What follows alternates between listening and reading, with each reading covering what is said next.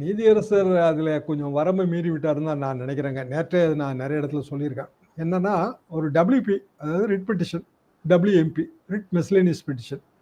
Writ petition என்பது பேராணை. எந்த விதமான சட்ட நிவாரணமும் சாத்தியம் இல்லை என்று ஆன பிறகுதான் நம்ம ரிட்டே போட முடியும்.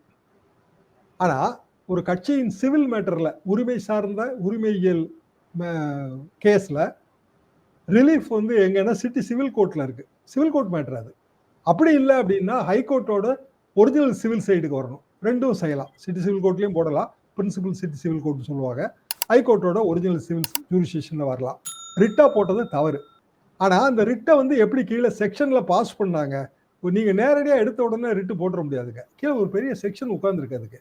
அதுல சூப்பரண்ட் வரைக்கும் பெரிய போஸ்ட் இருக்கு. அந்த ரிட்டுக்கு அவங்க படிச்சு முழுமையா வரிக்கு வரி படிச்சு பார்த்து சந்தேகம் இருந்துச்சுன்னா நிவர்த்தி பண்ணி அதுக்கு பிறகு நம்பர் போட்டா தான் ரிட்டு மேலேயே போகும். அதாவது ஜட்ஜுக்கே போகும்.